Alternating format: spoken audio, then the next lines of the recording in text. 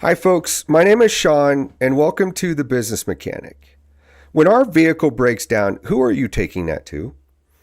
A lot of times we are taking it to our trusted mechanic to have them fix it. But in business, when your business breaks or breaks down, who are you taking your business to? A lot of times we're either phoning a friend, we're phoning a fellow business owner, or in some cases, people are part of a larger group of other business owners and they will start to network within each other. What I'm here trying to provide is to be the actual business mechanic. I don't want to sit here and have to fix your whole business, because a lot of times your whole business is fine, but sometimes there's just little pieces that break that need to be fixed. And that's what I'm here providing. And that's what I'm trying to do across the United States, is to find individuals that become business mechanics, be it automotive, be it clothing, whatever it may be. Now, I've been in the automotive industry now 31 years. 27 years I have been in a leadership role, and 25 of those were in a executive leadership role. And today's topic that I'm discussing, I'm very passionate about.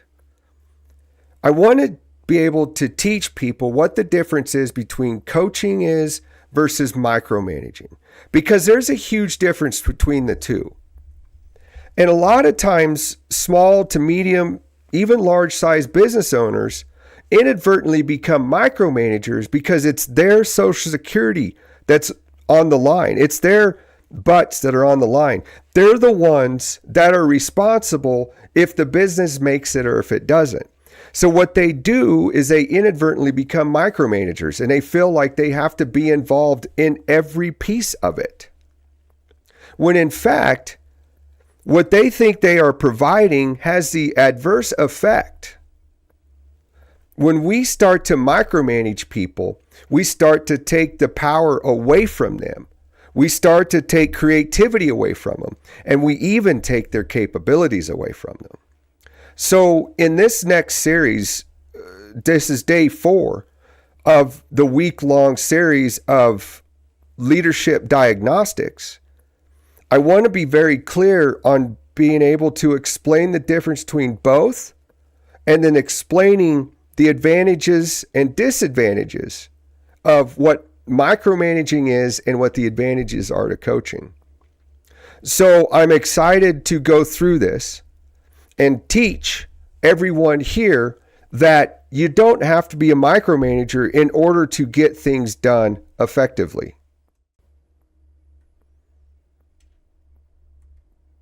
Now, why does micromanaging happen? What happens is business owners, leaders, whatever, they fear mistakes. They don't like when mistakes happen, because what happens in those scenarios is a micromanager will then hold the person accountable for those mistakes. And they use accountability the wrong way. They are using accountability to discipline that individual, to reprimand that individual. They're not using accountability to create a rhythm amongst their team. And then what happens is that micromanager then starts to have a lack of trust in the capability of that individual, when in fact that individual has more than enough capabilities to do the job at hand. But since the micromanager won't allow them to do the job on their own, that micromanager now thinks that person is not capable of the job. And you will hear such things like this. You'll hear a business owner say, well, I guess since it can't get done, I'm going to have to go do it myself. Or I'm going to have to get involved because it's obviously not happening.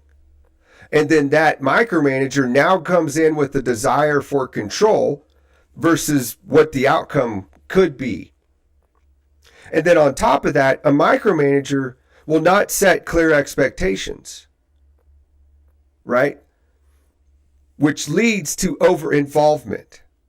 So a micromanager is fearful of mistakes, will start to question the capability of that individual. They'll start to want control of the job task. They don't set the expectations clearly. So now they feel they have to be involved more, when in fact If they just would have showed up and coached their team, the micromanager would have had no reason to be involved. And that's what I'm here to show you. Coaching versus micromanaging. Coaching builds capability. Micromanaging builds dependency. One develops people, the other drains them. Now, why do you think micromanaging builds dependency? Micromanaging builds dependency because in the slide before, we talk about over-involvement. Right there, over-involvement. So what happens is then the micromanager feels like they have to be involved in all of it.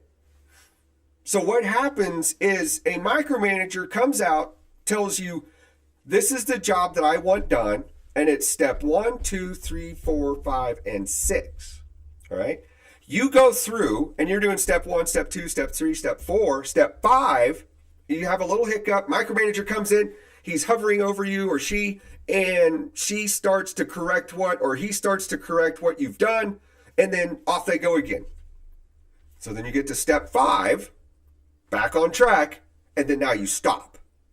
Well, then the micromanager comes back and says, why are you standing around? Why are you not doing anything? Because how they were just treated back on step 4 or step 5, I lost track, they're not going to keep moving forward on their own, because how that micromanager reacted here, they're not going to go and venture out on their own. And usually history repeats itself. So what has happened in numerous cases is the person would go step 1, 2, 3, 4, and 5. They would do 6, 7, 8, 9, 10. And then here comes the micromanager going, what the HE double hockey sticks did you do here? Why'd you do it that way? How come you did it this way? That's incorrect. That's wrong. Now I have to fix it all myself. This is why I can't leave this to you. You start to feel that. You start to feel that angst, that anxiety building up just listening to this. Imagine how the people that work for you are receiving that. Right? That is not how we build a team. It is not. And then what happens is the micromanager gets frustrated. They get upset. Your team doesn't want to do anything outside of what they have to do. And they'll barely even get done what is in front of them, because the micromanager uses accountability to discipline. And 9 times out of 10 with the micromanager, they'll come in, make the decision for you, and then hold you accountable for that decision that they made. Now that's not fair. And I've worked in companies like that. I've worked in companies where I was running multiple dealerships, and the owner would call up and say, this is how I want it done. And we would do it that way, but it didn't have the outcome that they desired. I knew what the outcome was going to be, right? So what happens? I am now reprimanded for the decision that that person made. I had no control over it. None. And they like to tell you that you did have control over it, but you never did. Otherwise, why would you get in trouble if there was a hiccup? Or why would you get in trouble if you didn't do the next step exactly the way that they thought that should be done? Okay? So I want people to understand that when we lead people, we coach them. We build their capability, right? And a lot of times a leader is there. They're not going to be the product expert, the leader. The leader is never the product expert. They're not. And a lot of companies will flourish once they understand that. A leader is there to build the people. They are there to, what do you want to say? They are there to water or build or create talent within inside the company. They are the product experts. They are the ones that know how to do or build the product. A leader is there to bring out the best of everybody. If you are relying on your leader to be your product expert, you're not going to succeed. And you may ask why that is. Because what happens if your leader gets hung up in the product, they will become a micromanager. Because they're more worried about knowledge about the product and not so much about the flow or the workflow. Which is a whole nother story and a whole nother series that I can get into, which will be farther down the road.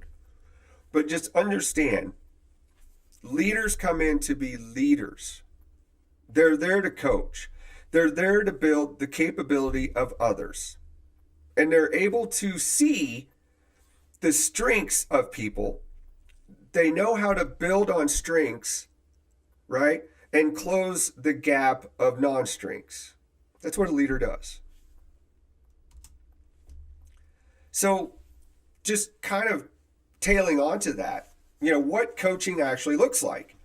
Coaches will actually ask before they tell.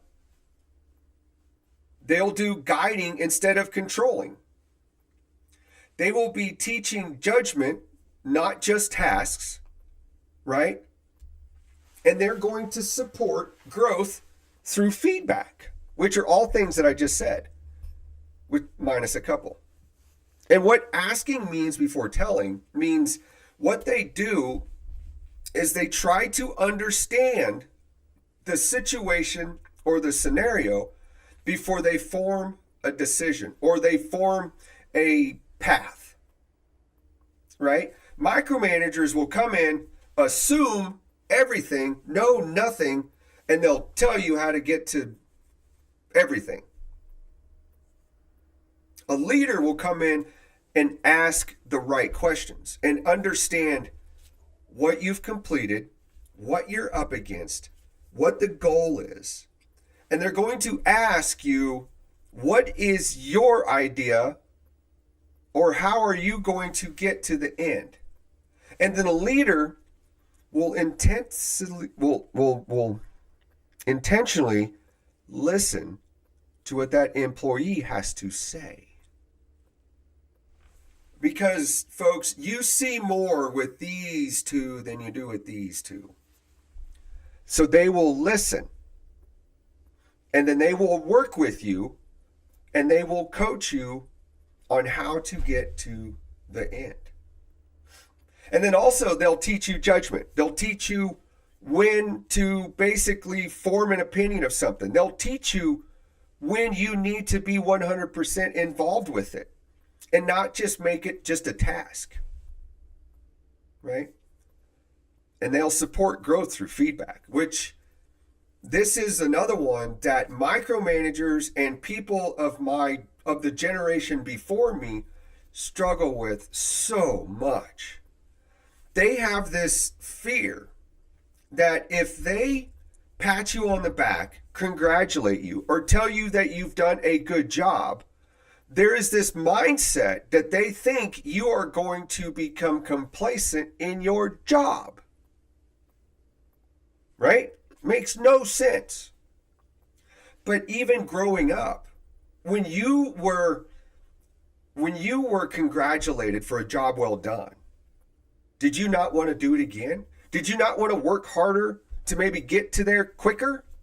Yeah, exactly. But micromanagers, they can't see that. They don't understand it. They think fun, right, is a deterrent. They think fun is being irresponsible. They think fun is going to tell their business apart. But what they don't realize, without fun, you have tension. And I can tell you how many times I have walked into businesses all over the country and I feel the tension as soon as I open the door. It hits you like a ton of bricks. And throughout my career, I have been in probably almost 3,000 different stores throughout the United States. And you can open up the door and you see it instantly. And it's too bad because there's a lot of great people out there They just work for the worst type of people. So what micromanaging looks like, all right? Hovering over every step, correcting instead of teaching. This one's very important. And they focus on the task and not the thinking. And then they're creating fear of mistakes, which I've already highlighted several times through this. But correcting instead of teaching. Let's use a simple math problem. 2 plus 2 equals 4, right? But let's say a person takes 2 plus 2 and makes it 5. Now, if you're a micromanager is going to come in, they're going to erase the 5 and they're going to put a 4 and they're going to walk off. But I will guarantee you that person will continue to write 5. In other words, they will continue to make the same mistake over and over and over and over and over. A lot of times I will have managers come into my office and say, I cannot get Steve to understand. He keeps making the same mistake. And I say, well, that's your fault. Not Steve's fault. That's your fault. You're his leader. Are you not teaching him? Are you not coaching him? Or are you just going and correcting the mistake every time? And 99.9999% of the time, they're just correcting the mistake. But if you teach that if you take 2 on this hand and you take 2 on this hand, and then you add them together on one hand and you count that, that tells us there's 4. That's teaching. And then micromanagers, they merely, all they can focus on is the task at hand, right? Not thinking. When I put together a goal or a job responsibility for a group of individuals, I will instruct them what the goal is. I will then give them the tools that they need to get to that goal. And then I will set the expectations, and then I walk away. And then I walk away. So now I don't put a 1 through 10 steps. I'm not focused on the task because I want my teams to think for themselves. Because when you start allowing your teams to think for themselves, oh my word, some of the things that I have quote unquote invented in the job world over the years has been just me communicating or being a spokesperson for an employee that had the idea. And I've never taken credit for anybody else's ideas. Never will. Because I'm a leader, not a micromanager. Now, creating fear of mistakes. That's what I was talking about before. They don't want to make any mistakes, so they're not going to report it, so on and so forth. If you watched my series yesterday, you will see that one of the biggest things to create trust is to report issues immediately. But if they don't have trust in their micromanager or they have fear of that person, right? There's going to be a lot of times there'll be things that are hidden and you're going to uncover them later. So the impact of coaching: higher trust, better performance, more ownership, and stronger decision making. That's what coaching does, right? Another one of the old adages that I have seen and heard over the years is, you're not going to have my trust until you earn my trust. Well, come on. Let's dissect that for a second. When somebody comes to work for you, people have options. As much as you may think that you're the only business in town, people have options. So they come to work for you because they trust you. They trust that you're going to lead them, you are going to provide for them, and you're going to have an area or a place of work that they want to come to every day. So if they're trusting me with all of that, I am going to trust them right back. And that's so very key. And I tell people when I hire them or when I go through onboarding or while they're doing the onboarding, I'll come in and sit down with an employee and talk with them. I will basically explain to them that I say, you have my trust day one. So don't destroy that. So do not destroy that trust. I tell outside salespeople that if you're out on the road talking to customers and I call you and ask you, hey, how's your day going? Where are you at? Et cetera, et cetera. And you're sitting there having lunch at your house and you're watching a TV show, tell me that. You know why I want you to tell me that? Because when you are out actually seeing a customer and I call you and you tell me you are seeing a customer, then I have every reason to believe you are seeing a customer. Such a simple mindset. But I have heard so many times from sales managers telling their sales teams, don't ever say that. Don't tell so-and-so that. You'll lose your job, snap of a finger. Well, that is the worst environment to ever work for or work with. Because if I can't even have the trust of my salesperson to tell me that they're having lunch and they're fearful of me to tell me that, then I need to go back and look in the mirror and really reflect on, am I truly being an effective leader? And at that point, I'm going to answer no.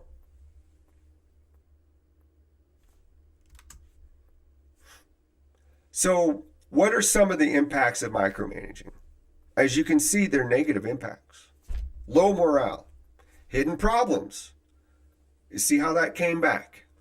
So before, I told you that if a person has fear of their micromanager, they're going to hide problems. And you're going to uncover them at some point. You're going to have burnout and you're going to have turnover, right? And then you're going to have your leaders stuck in the weeds. Because if let's say you have an effective leader, but their boss is a micromanager. Yeah. So they're going to be stuck in the weeds a lot because they won't know. They know what needs to take place, but to get a micromanager to understand and accept that is virtually impossible. You have to change the mindset before a true micromanager is going to learn what a true leader is. And then when you, as an employee, when you go to work for somebody or you're in the interview process, ask them what their turnover rate is. What's their turnover percentage? If it's 25% or higher, I'd be asking questions. I have worked with companies that their turnover rate is 75%. And then their response is, when I ask them why that's happening, you know what their response is? Nobody wants to work today. It's not true. People want to work. They do. But they want to work for a company that they feel that they are a part of. They feel like they are part of a group that is trying to do something better for somebody else. And those people are out there. They're fewer and far between, and they're hard to find. I mean, if you're wanting let me back up. If you want a person that is just a workhorse and they have work ethic, meaning they're manual labor, they're the type of person that they feel like the dirtier the boots, the harder the worker, etc. Those individuals are still out there. They're just very hard to find. Now I grew up on a farm. I'm a farm kid. My vacation every year is I go back to Western Kansas and I cut wheat for 2 weeks. I know what it's like to get dirty. I know what it's like to work hard. And I have busted my rear to get where I am in my career. But I did it in a different manner. Let's say it like this. I bucked the system. I didn't follow where everybody else wanted it or thought it should be. I paid attention to the things around me. I paid attention to the times. I stayed with the Jones, so to speak. Because society is always going to change. It's going to change. And you can either adapt to it or you can fight it. And I chose to adapt to it. Because when you talk to people, and I'll use my grandpa for example. And he's been gone for 30 plus years. But if you would ask him what his dad said about him, his dad says the exact same thing about him as people are saying about their kids today. Nobody wants to work. Everybody wants handouts, et cetera, et cetera. So I'm here to try to help break that chain. I'm trying to help break that cycle and get people thinking positive and forward, not negative and backwards. So the coaching loop. Coaching creates capability, and capability creates freedom. Now, a good coach clarifies the expectations. They ask good questions. They provide guiding decisions, right? And then they reinforce the progress. That's what coaches do. They're checking in on their team versus checking on. They're asking questions before they assume. They're guiding their team to make good decisions, because a good coach shows what good looks like, right? And then they reinforce the progress, meaning you have a goal that you put in front of your team and you provide the expectations and you provide the tools. A good coach will continue to reinforce the progress made. A micromanager won't do that. A micromanager is going to give you step 1 through 10. They're going to come in, they're going to hover over top of you, they're going to check on you, they're going to discipline you, they're going to tell you, they're going to assume, and then when you do get to the end, it's not ever going to be good enough, nor is it going to be right. But the arrogance of a micromanager, I shouldn't say arrogance, sometimes it's more ignorance than it is anything, will not realize that they are the reason the job was not completed correctly. Now, how do you shift? How can you start working on changing from being a micromanager to a coach? Start working on setting clear expectations.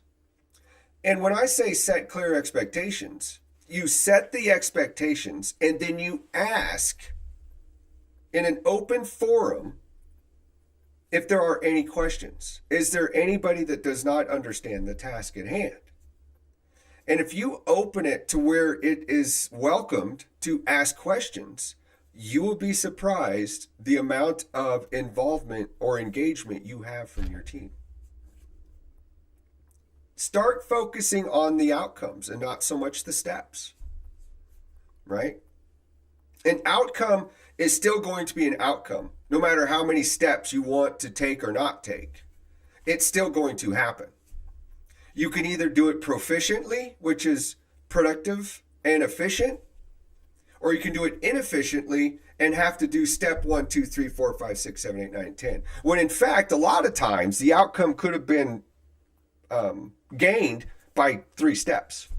But a micromanager, they are in the mindset that you have to do all 10 steps to get the outcome that they want. And then they start following up without hovering. And what I mean by that is when I'm checking in on my team, that's exactly what I'm doing. I'm checking in. I'm like, hey, how's it going? Do you guys have everything you need? Where are you at? How much more time do you think you need? Do I need this? Do I need to bring you that? What other things? Are you still good with the expectations? How are we looking to get to the outcome? Where, things like that. That's checking in. Checking on is like, why haven't you done this? Why haven't you done that? When are you going to get that done? And I want to know exactly now when that's going to be done. How long is that going to take you? What time are you going to be finished? Right?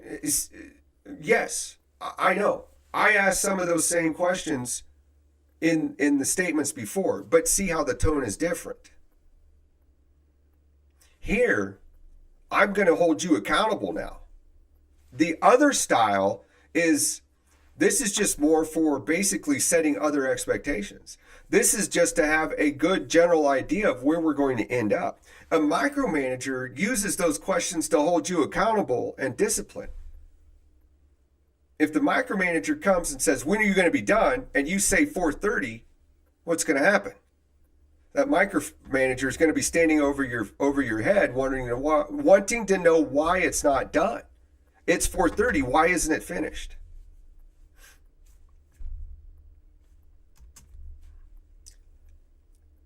So, reflecting back on everything that we kind of talked about today, ask yourself, am I building capability or am I just enforcing control? Do my people know what good looks like?